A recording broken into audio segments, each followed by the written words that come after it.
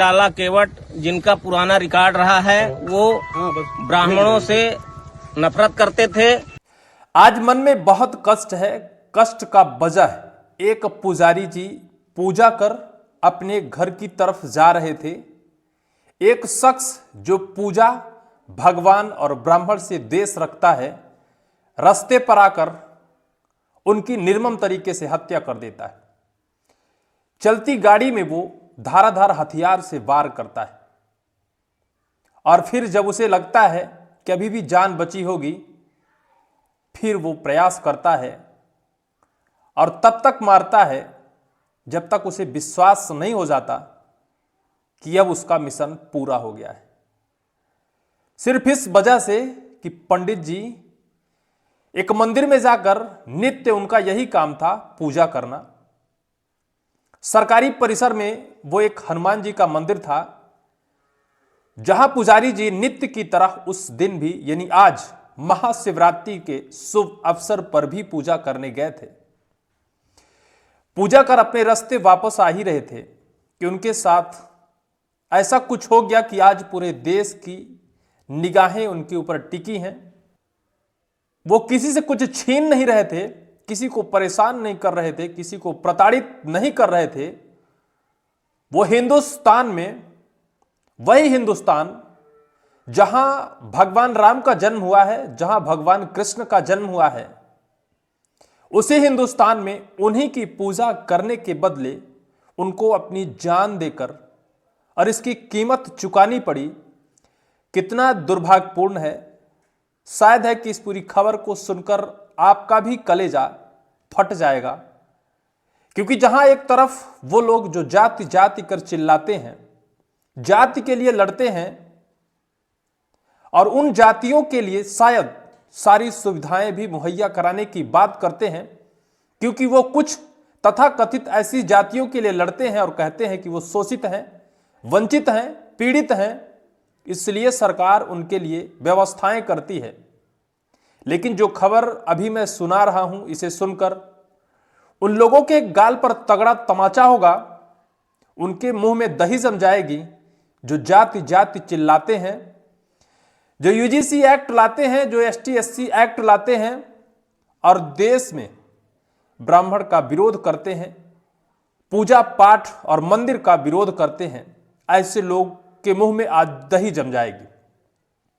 मध्य प्रदेश के यशस्वी मुख्यमंत्री डॉक्टर मोहन यादव जी, आपको इस खबर को इत्मीनान से समझना चाहिए। मध्य प्रदेश और मध्य प्रदेश का सबसे शांत वाला जिला सीधी जिला, सीधी जिले के कुसमी तहसील परिसर में एक हनुमान जी का मंदिर है।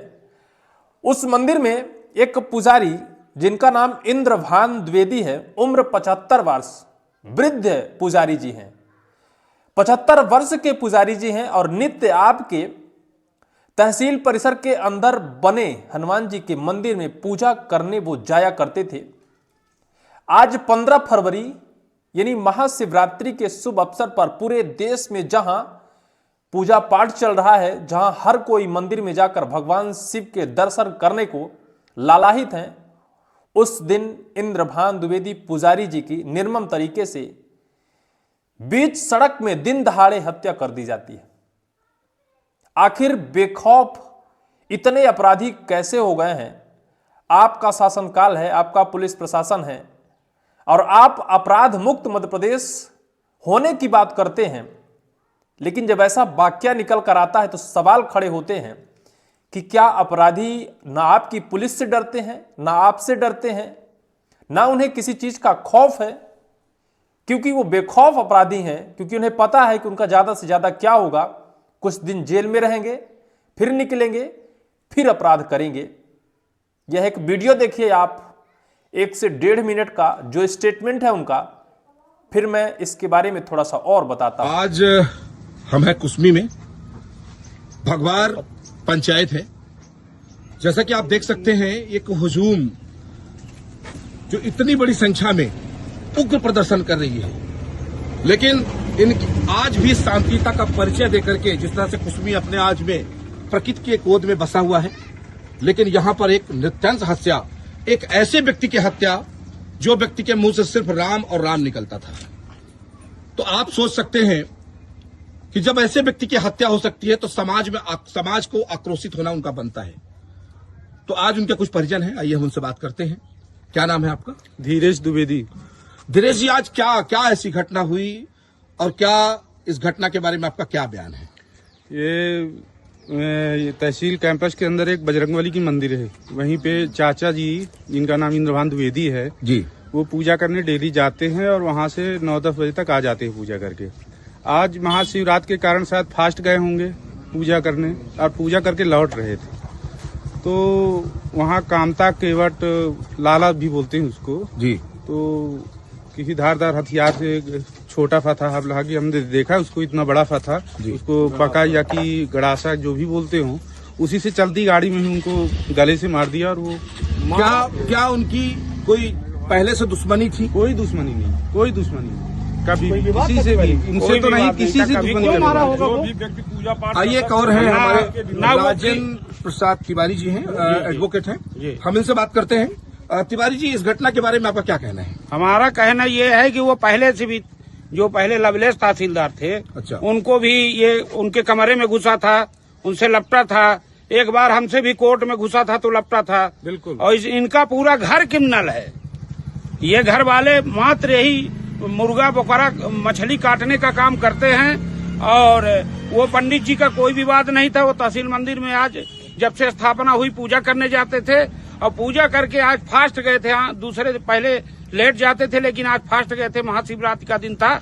और वहां से जैसे वो लौटे और तहसील के रोड से मेन रोड पर जब वो पहुंचने लगे, दल प्रताप सेन का घर है, उसी टर्निंग में जब ही मुड़ रहे थे, वो चलती गाड़ी में उसने फरसा लिया था, गड़ासा लिया था, उससे वार किया और वो गाड़ी सहित गिर गए। और गिरने के बाद फिर वो कई गड़ासा उनको मौके पर ही मारा। आप शासन प्रशासन से क्या मांग रखना चाह रहे हैं? शासन प्रशासन से हम यही मांग रहने चाह रहे हैं, यहाँ के जो हम पंचायत के लोग और अगल बगल के लोग, यहाँ 8-10 गांव के लोग जो सब हैं, वो ये चाहते हैं कि ऐसे क्रिमिनल आदमी को, ऐसे असामाजिक तत्व को यहाँ रहने का अधिकार नहीं है। उसका घर यहाँ गिराया जाए और पूरे घर वालों को यहाँ तक जब तक रवाना नहीं किया जाएगा तब तक हम लोग ये अनशन प्रदर्शन खत्म नहीं करेंगे। एक और हमारे साथ है, मैं उनसे जानना चाहूंगा, आपका क्या नाम है? विष्णु शर्मा।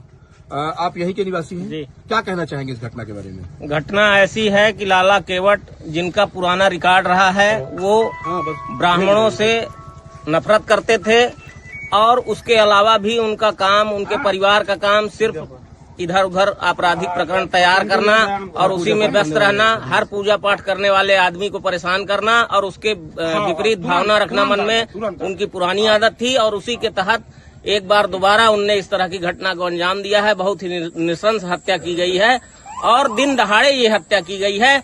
इसका प्रशासन तुरंत कार्यवाही करे। जिस प्रकार से किसी के पेशाब कर देने पर घर गिरता है और इस नृशंस हत्या पर उसका घर गिराया जाए और उनको यहाँ से हटाया जाए। उसके बाद ही हम विष्णु प्रकाश शर्मा जी का कह रहे हैं कि जिस तरह से मध्य प्रदेश की जो सरकार है और कहीं न कहीं तत्परता के साथ मध्य प्रदेश सरकार अपनी तत्परता के लिए जानी जाती है, पेशाब कांड हुआ था, इसको राजनीतिक कांड दे दिया गया था, लेकिन यहाँ पर मानवता की हत्या की गई है।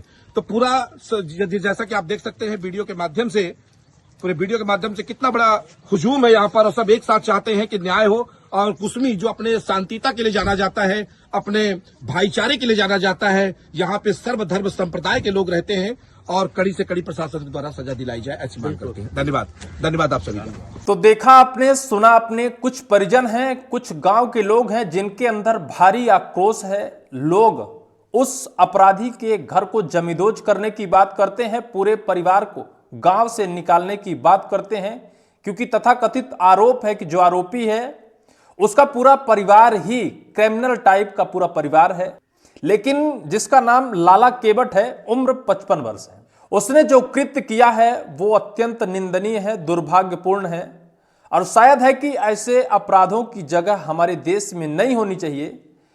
और अपराधी कोई भी हो सकता है, कोई जाति हो सकता है, कोई विशेष समुदाय हो सकता है, कोई धर्म हो सकता है, लेकिन हमारा देश आज जाति में बंट रहा है, धर्म में बंट रहा है।